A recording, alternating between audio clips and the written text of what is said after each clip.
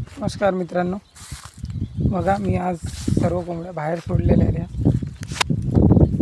खूप दिवस झाले ह्या बाहेर सोडल्या नव्हत्या. आज मस्त निवांत बाहेर फिरत आहेत.